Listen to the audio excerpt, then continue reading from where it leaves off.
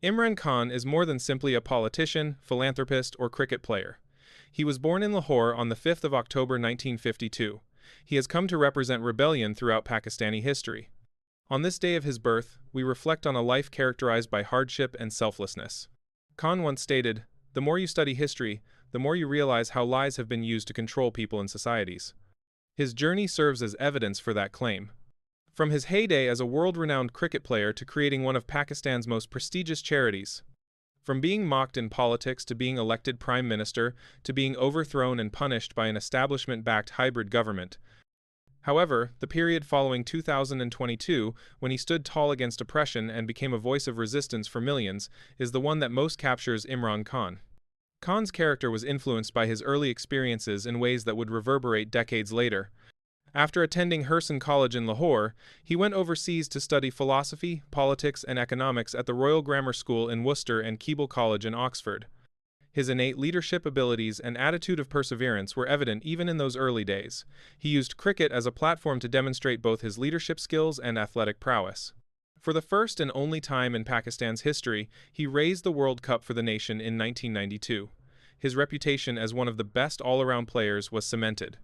More significantly, though, he inspired Pakistan to think that anything is possible if one has the will and guts to go for it.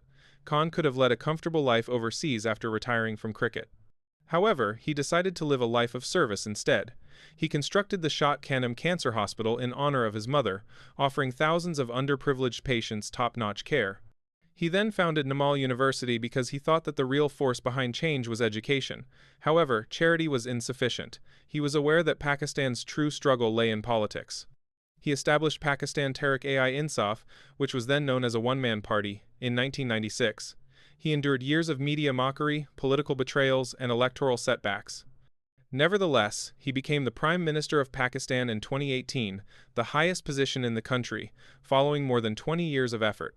Welfare and governance changes were implemented under his administration, but they were met with strong resistance from long-standing political dynasties and a strong establishment that was hesitant to cede power.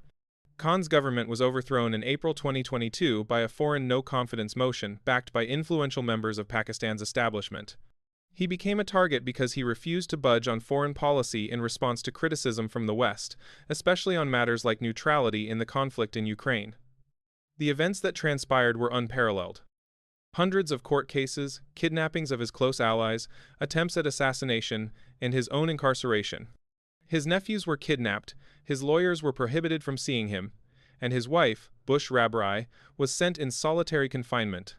There was more to the campaign against him than just politics. It was intended to shatter him and was quite personal. Khan, however, vowed to not bow, even if it meant being imprisoned for the rest of his life. However, 2024 turned into the year of defiance if 2022 was the year of suppression. PTI won the elections in spite of being barred from the media, having his party's emblem, the bat, taken away, and being denied a fair campaign. Khan's support for independent candidates earned the majority, demonstrating that his appeal could not be destroyed by intimidation or election tampering. The populace made their decision apparent as the establishment rushed to falsify the findings. They continued to be led by Imran Khan. His birthday in 2024 served as evidence of his unwavering ties to the country. Thousands of people gathered outside Pakistan's secretariat to celebrate his birthday and to protest in spite of heavy bombardment, tear gas, and blockades. They cut cakes. As Captain's slogans reverberated throughout the atmosphere, it became evident that his fight had evolved into the fight of the people. And the bogus rulers in Islamabad were not pleased about this. They killed a number of Khan followers when they opened fire on his supporter in central Islamabad a month later. Knowing that their leader hasn't given up, the supporters persisted in standing firm. Khan's political path is still defined by his love for his people and their affection for him. He is more than just a politician to the general public. In a place where hope has repeatedly been dashed, he represents hope. His supporters describe him as courageous, while his detractors label him stubborn.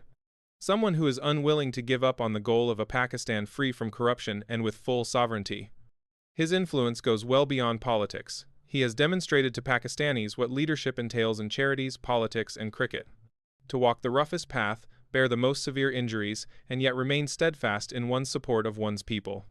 Therefore, Imran Khan's tragedy is far from over as he grows another year older, and that too, while incarcerated unlawfully. His adversaries might think they have made him weaker. In actuality, however, his movement has only grown stronger as a result of every arrest, assault, and attempt to quiet him. Today, Pakistan must make a decision: to give in to oppression, or to unite in support of Hakiki Azadi's idea of true freedom. According to Khan, you only lose when you give up. And I'm not going to give up. The current concern is not if Iran Khan would prevail in this conflict, but rather if Pakistan will support him.